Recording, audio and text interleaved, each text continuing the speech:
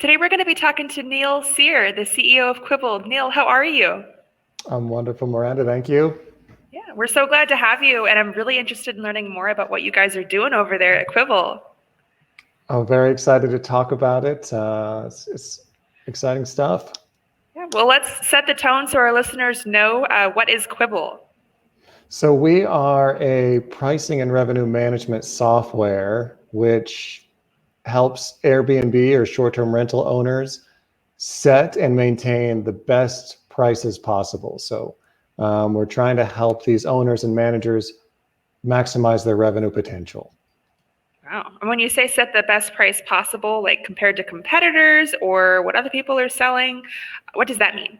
Exactly. Well, we do, my background is from the airline space, and we use some models that aren't used by our competitors, but we use competitor data. So what are your neighbors charging? What are the Airbnbs around you charging, or the VRBOs?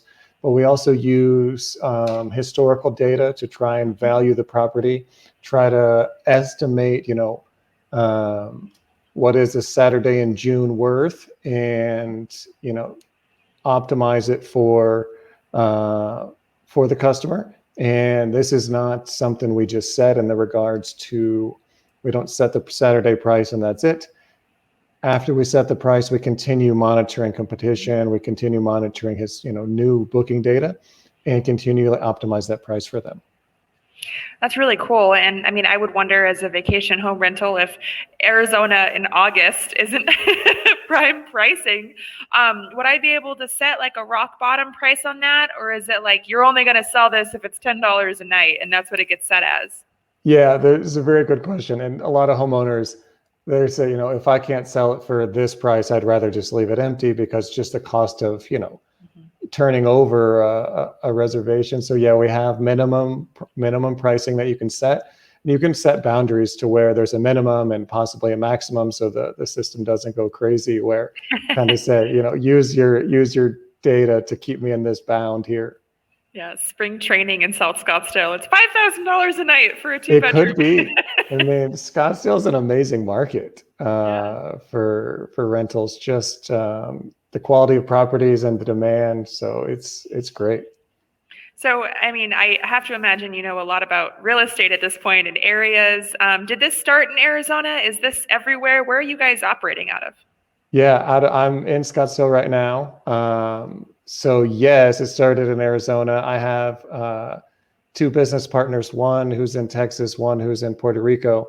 But our headquarters is here. So the joint partners that I have are not in Arizona, but everyone else that works for us is. And yeah, it's I was in Dublin in Ireland before this, and the weather here, you can't beat it, in my opinion. Mm-hmm. Yeah, I mean it's kind of one of those things where everyone wants to come here, and you know the snowbirds like it, the young people like it, companies like it. I mean Arizona is a really hot real estate market in general.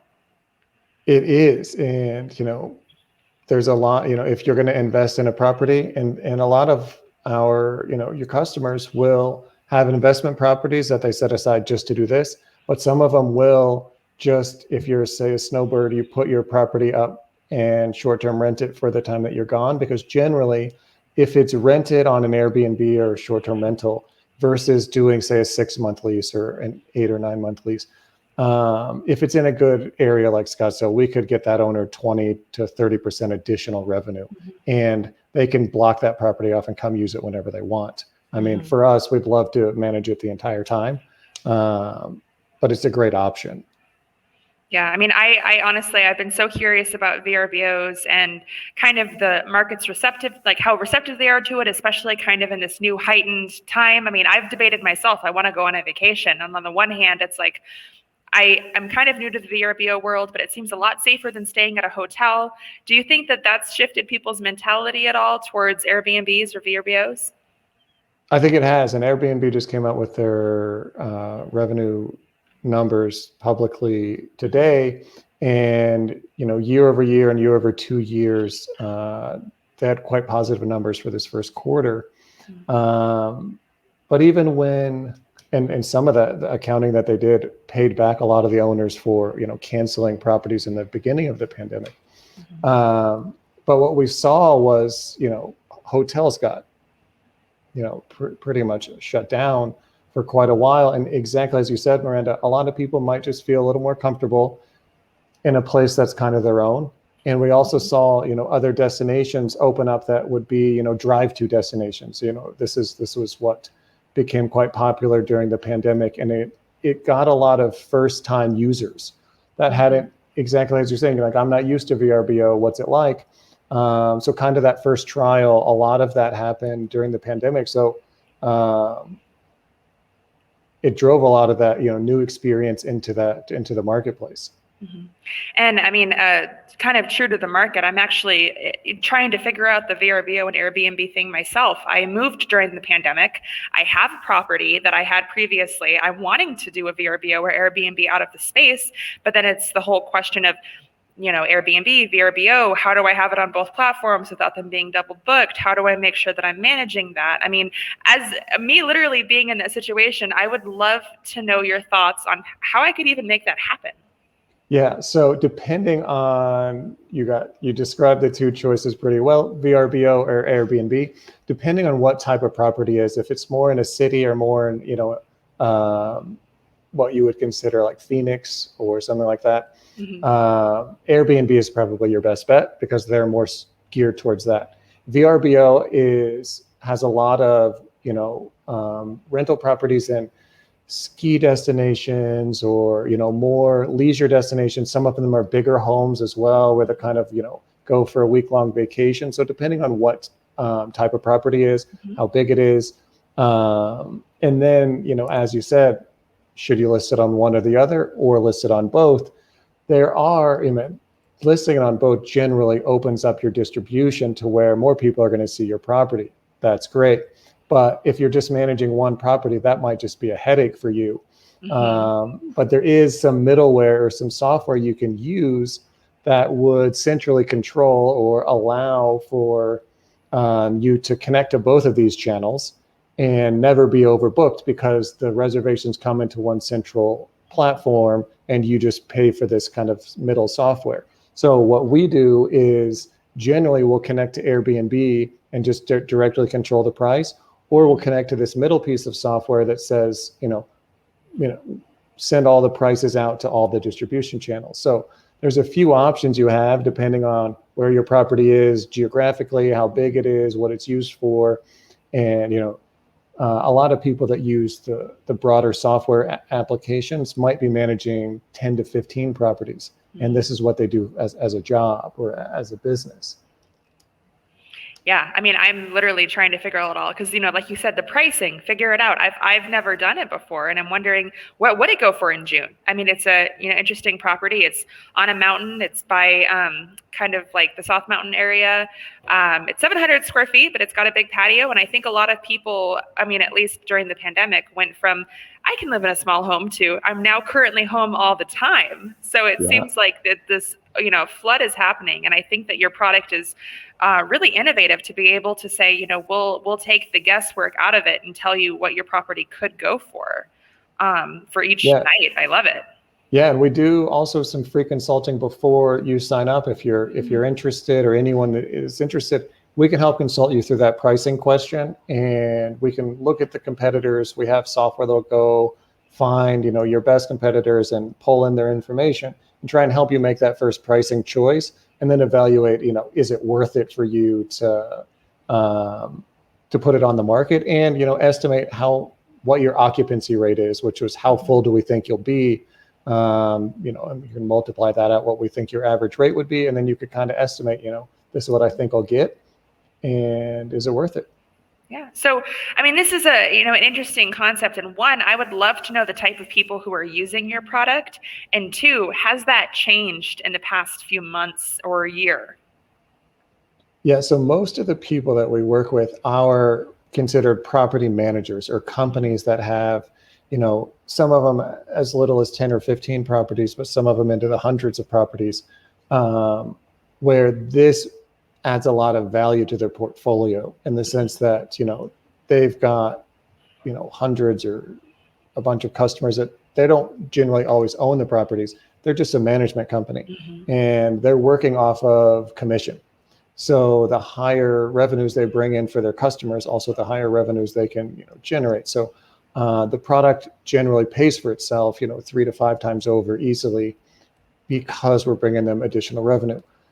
We do have some customers that are 1 or 2 properties and they're growing. So like if this was something you started doing and found it to be, you really found it rewarding, or you wanted to start building a portfolio, then it might make sense for you to start using some of the software that we offer and thinking about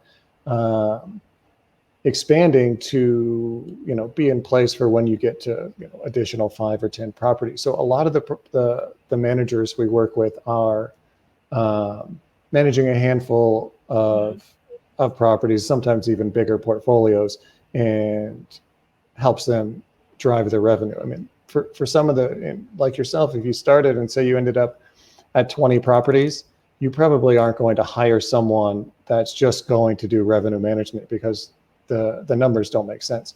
But you can outsource that to us and our team, where we can use our software and do that for you if you would want. So that seems like a really interesting concept, with the property manager kind of being the end person that you work with. Do most of the people who are working with the property manager for their Airbnb or for those services, I mean, are they even aware that they're getting all this additional value add and this, or do they just think they've got an incredible property manager that has it full all the time? Sometimes both. Some of the property managers, like to use us and use our name to say, these are the guys that are doing it, because I've worked in revenue management for quite a while now, over 10 years, and I've run another airline software company when I was in Ireland. So revenue management pricing is a discipline, it's a science. I have a partner that is also deeply ingrained in revenue management, and it's his background. He's been in hotels, he's been in the airlines. Our chief technical officer, he's a data scientist. So for them to use us can be quite beneficial when they say, okay, these are the guys that are controlling your pricing, or this is the guys that built the software that are controlling your pricing. Sometimes it just gives them that peace of mind that is okay, we got the right the team behind it. And others, other property managers just like to have us as a small portion, part of their team, which is fine. And, we just provide them what they need. So, I mean, you mentioned that is the right team. And when I think of people that I would put together to put this company together, you've described the perfect people. How did you guys find each other? Incredibly, when we started the company, it was me and our chief technical officer. His name's Gustavo. And he is, the brother of a colleague of mine. So I used to work in Virgin America. And when I moved back from Ireland, I was running a software company there and wanted to kind of dive into this space. And we were talking, and he's like, man, you got to meet my brother. So it was luck. So, we had a really fortunate encounter and just started, building the ideas. He started writing the code. I started designing the system, and it just worked. I mean, when you say dive into this space, this is a new space. This space just became space. When did you find the opportunity, or when were you like, there's a real market for this? It's a great question. It's still growing in the sense that like revenue management as a discipline, or pricing, what this is as a discipline, is still being discovered. As we speak, and different models are being used. We are unique in the pricing models that we use, and it's based on our background from the airline space. But yeah, it's very much just exploring a bit of what are other applications for this. Revenue management and pricing something. It's a science. It's economics, but it applies to a lot of things. There's hotels that do it, storage spaces that do it, parking garages that do it. So I had a buddy that, he had explored a bit into the hotel space, and then he started dabbling in short-term rentals, and he was very influential in helping us make the decision. So yeah, it was It is, as you kind of mentioned, it is kind of a new frontier, which makes it even more exciting because the guys that are part of our team have a lot of experience from a different background, and we have to bring what we can and make make what's not there yet. Yeah. And, you mentioned it. I mean, it really is, it's a science. There's so much technical economics that go into it. But some of these properties that I see, I'm like, oh, that looks normal on the inside. And then the whole space is designed to be like a monopoly space, or there's some type of crazy movie theater. I mean, how do you even price that? How do you figure out what that should go for each month?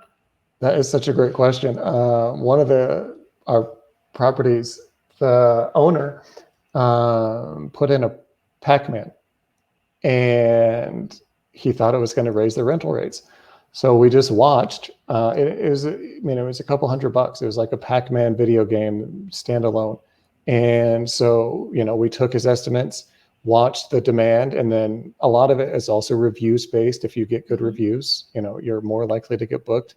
And he was exactly right. It was a smaller unit, but having that kind of draw, it's something a little bit different. I think he increased his revenue by like 7 or 8%. So you can build these unique spaces, and the travelers now are a lot looking for experience.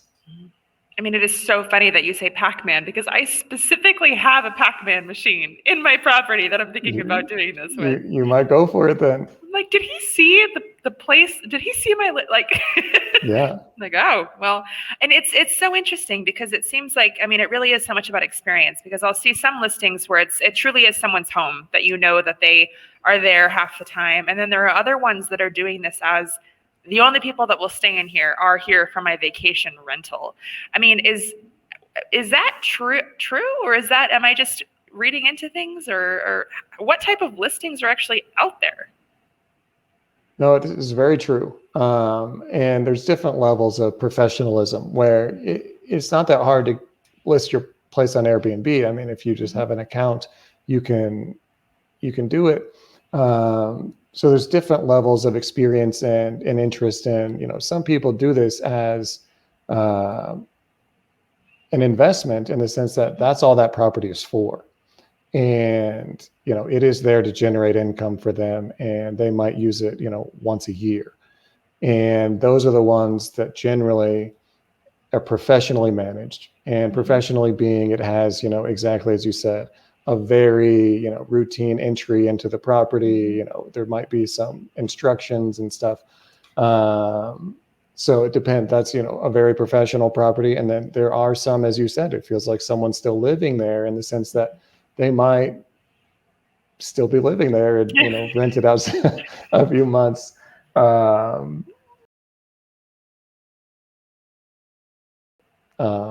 want to make a few bucks. But most of the properties are more, Airbnb likes to say it's a lot of single homeowners that are doing this as investment.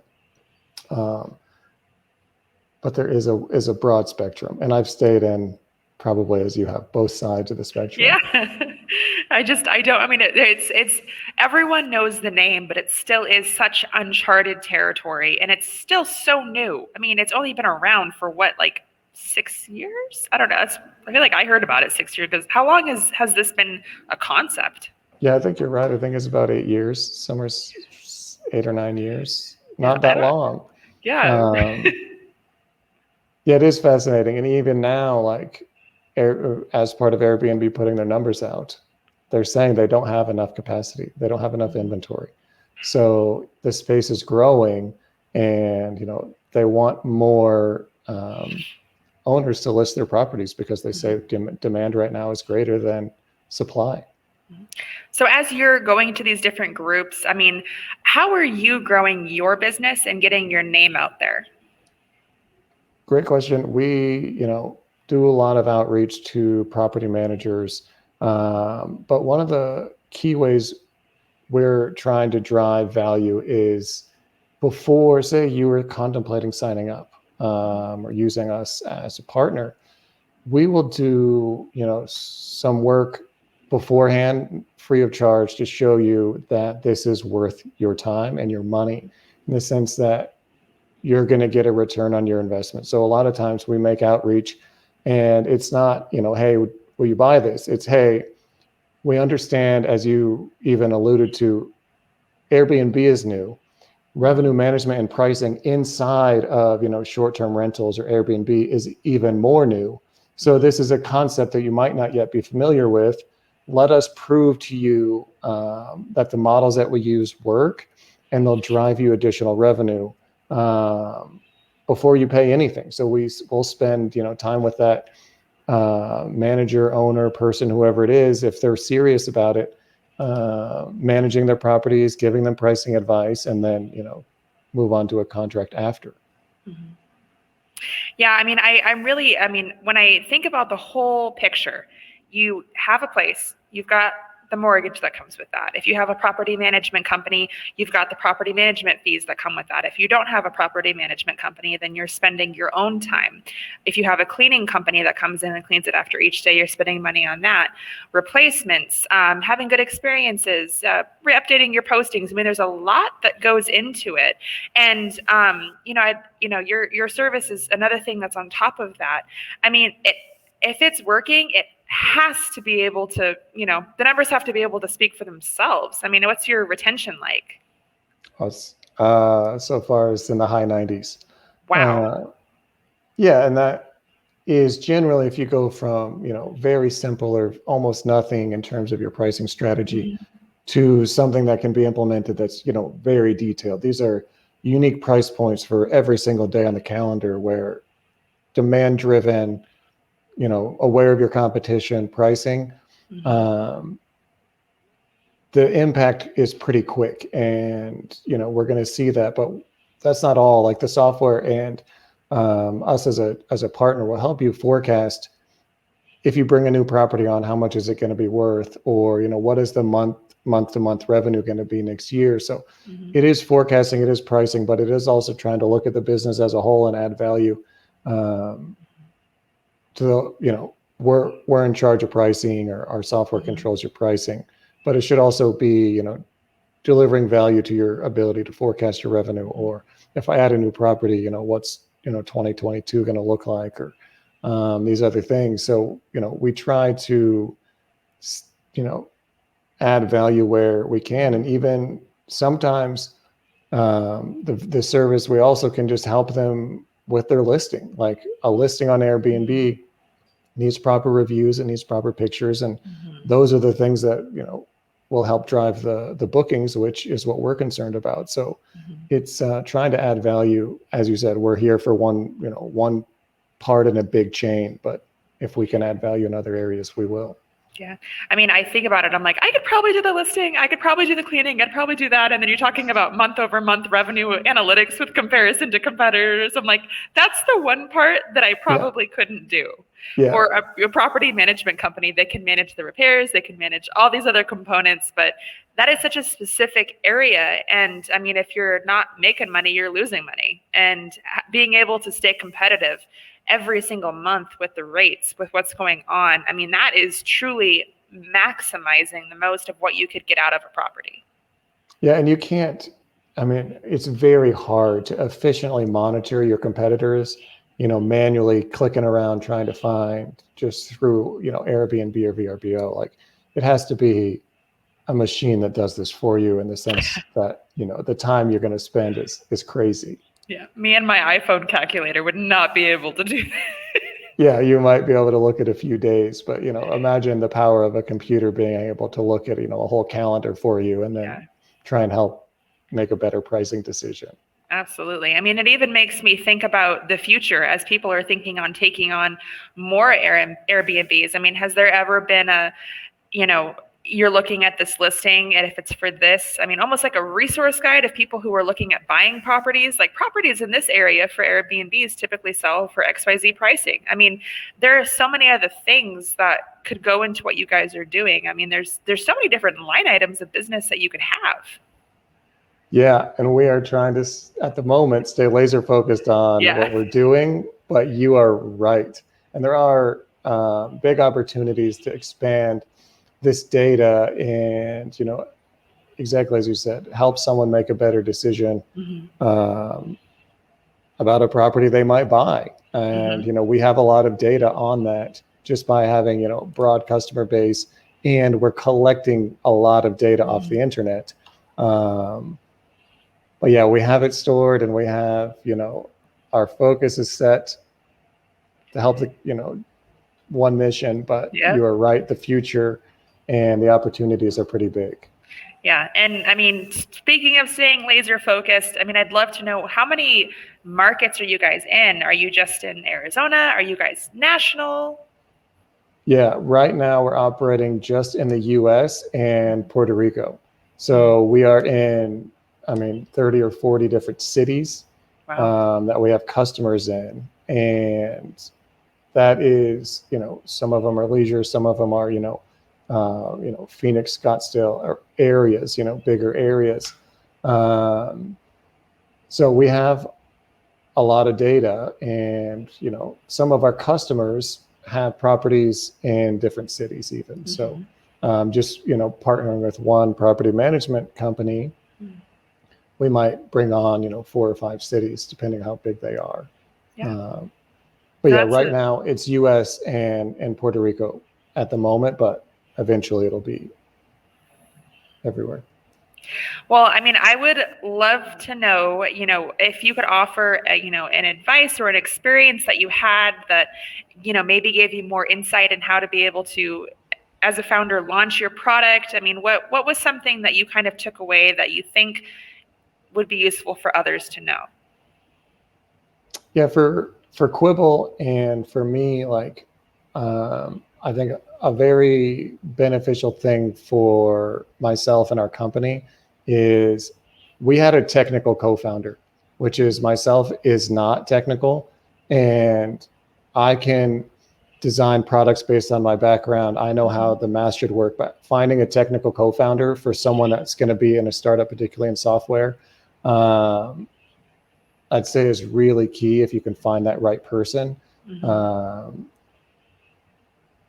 It just as, the biggest value for me is having him, and, the partnership we have is incredible. And, if you're going to outsource a lot of, tech or software building, or you're going to have to raise money first, I think that was one of the best things that happened to Quibble as we were building it. Is just myself and our co-founder is a technical guy.